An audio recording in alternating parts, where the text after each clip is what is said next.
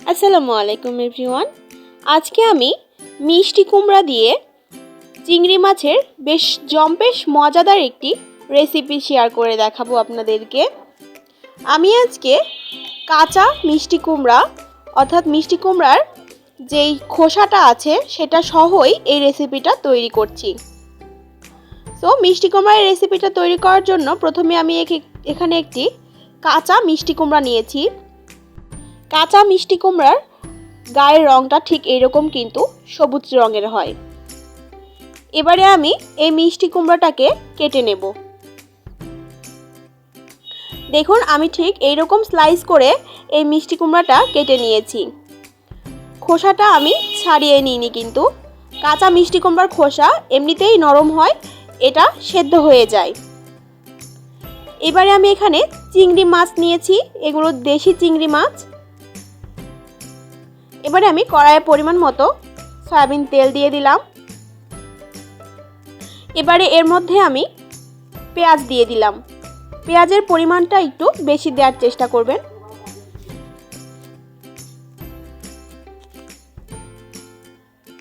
পেঁয়াজটা দেওয়া হয়ে গেলে এবারে আমি এর মধ্যে কাঁচা মরিচ বাটা দিয়ে দিলাম। এরপরে দিয়ে দিলাম রসুন বাটা এবং আদা জিরা বাটা। দিয়ে তেলের মধ্যে এই মশলাগুলো একটু ভালোভাবে নাড়াচাড়া করে নিয়ে তার মধ্যে দিয়ে দিলাম স্বাদ মতো লবণ, হলুদ গুঁড়ো ও মরিচ গুঁড়ো।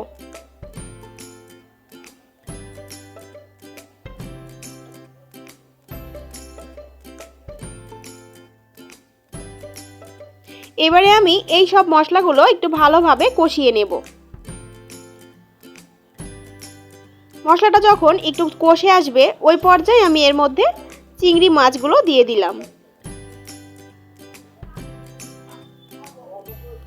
চিংড়ি মাছটা দিয়ে আমি আরও একটু কষিয়ে নেব।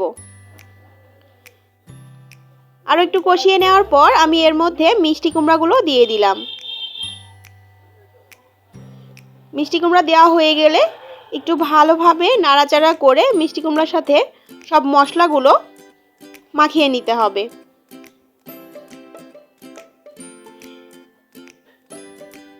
এবারে আমি এর মধ্যে অল্প একটু পরিমাণে পানি দিয়ে দিলাম। পানিটা কিন্তু বেশি পরিমাণে দেয়া যাবে না, তাহলে এই মিষ্টি কুমড়াগুলো একদম গলে যাবে।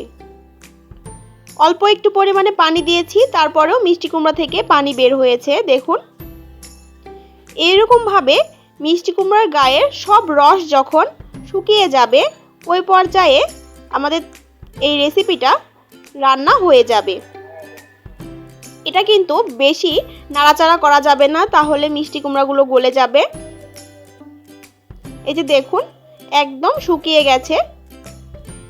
এই পর্যায়ে আমি মিষ্টি কুমড়াটা নামিয়ে নেব। তো দেখুন বন্ধুরা, তৈরি হয়ে গেল ভীষণ মজার মিষ্টি কুমড়ার একটি রেসিপি।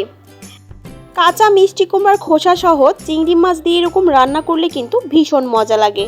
আপনারা অবশ্যই একবার হলেও এই রেসিপিটি ট্রাই করবেন। আজকের মতো বিদায় নিচ্ছি। আল্লাহ হাফেজ।